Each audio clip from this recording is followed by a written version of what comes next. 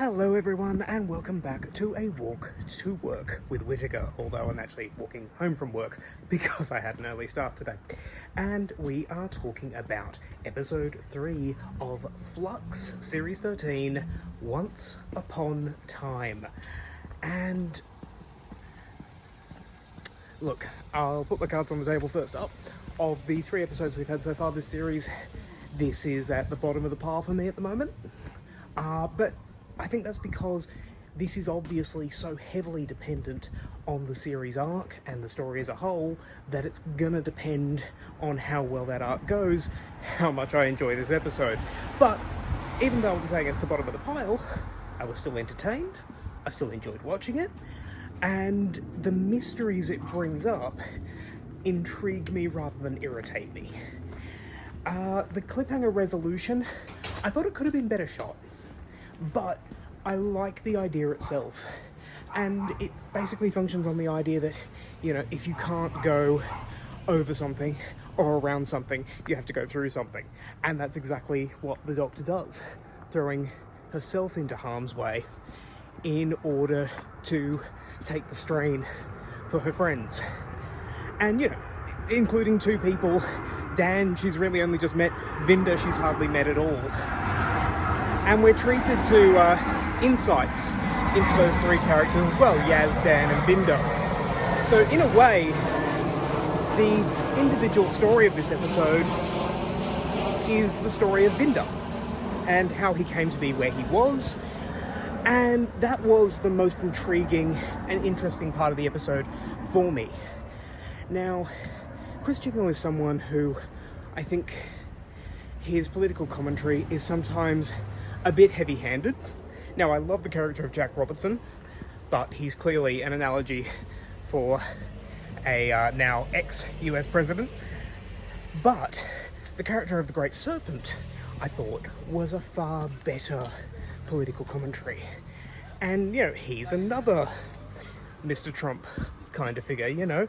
He is a leader who doesn't believe there should be a situation that is a win for everyone all around. He wants to be the only one who wins. And he's also got very distinctive hair. And he'll do lots for you, but he wants you to do him a favour. And I like that kind of setup for Vinda because, you know, obviously when we meet Vinda, he is where he is because he's annoyed someone. And when we find out in what way he's annoyed someone, we sort of go, yeah, that's for the right reasons. He was standing up for what is right. The other character we're introduced here, Belle, who, spoiler alert, we find out at the end is Vinda's significant other and is pregnant with his child. I really liked watching her, and it was an effective mystery because with what we've had introduced over the course of the Chibnall era, I'm sitting there thinking, is she the Doctor's companion we haven't met yet? Is she the Doctor? And there's something almost Stephen Moffat-like in making her, you know, a regular but resourceful and intelligent human character. You know, just an ordinary person, rather than making her a doctor, rather than making her a companion. She's just an ordinary person powered by love. I really enjoyed her scenes, and it's hard for an actor to hold together scenes where they're talking to themselves. I think she does quite well. I don't like how quickly she took down the Cybermen, but that's just because I love Cybermen. I want them to be stronger than that. But the dialogue she then has with one of the Cybermen about missions and love, I think is a really good humanity versus cyber dialogue that we get. The type of dialogue we get when the Cybermen appear. So I really enjoyed that. I'm going to cut across the park. I don't usually because it's a bit crowded usually, but it's not too crowded today. So yeah, I thought that was enjoyable and effective. As to the Doctor sort of bouncing around, I was so happily surprised by the little flashes of Joe Martin's Doctor we got in this episode.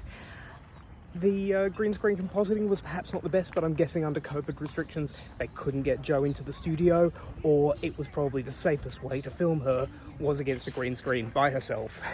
and drop her into those scenes. And I don't know if it's a conscious directorial decision, but there were quite a few times where their physicalities didn't match, and quite a few times where they did, and that makes me think that they're emphasizing this is the same character, but two very different facets of that character. Regardless, I found those scenes incredibly effective, and I saw a bit of that toughness from Jodie Whittaker that we've seen in stories like Rosa. So yeah, I really, really enjoyed those scenes.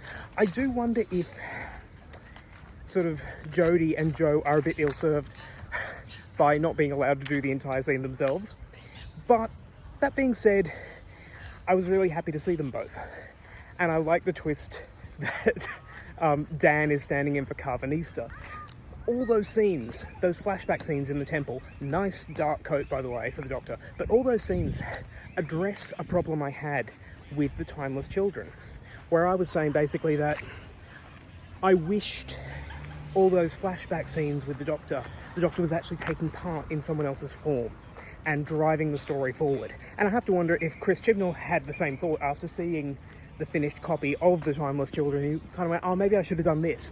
And he does it here, and I think it's really effective. It makes me interested in what's happening, and it also highlights the difference between the Fugitive Doctor's character, who I still believe is a pre-Hartnell Doctor. I know there are other theories, but that's my theory. Well, not my theory, but that is the theory I ascribe to. I can't say I came up with it. But she is reckless in a different way to the Doctor that we know, you know, because she loses two of the passengers, and we're told that is millions of people, and her own team are shocked by that. But we've seen that kind of recklessness with what happened with Gat back in Fugitive of the Jadoon. So it is in keeping with the Fugitive Doctor's character, and I just really enjoyed those scenes. This whole thing about Atropos and the planet of time, and time being a living force that won't be contained, it's so 80s comic book and esoteric sci-fi. It's the kind of thing I really enjoy. I think some people, I won't say would be a bit lost, because I think it is very clearly explained what's going on most of the time. Like, where do the Mori come from? How can they suddenly produce an extra 4 of them? I don't quite get that. But I think it might be a little uninvolving for people who don't like that kind of science fiction. But I try not to worry too much about how other people receive the show. I'm interested in it, don't get me wrong, but I try not to let it affect my enjoyment. And I think that's a good way to go. In Dan and Yaz's little flashes, some really intriguing moments there. I love Dan and Diane wandering around Liverpool, and the location and time of day keeps changing.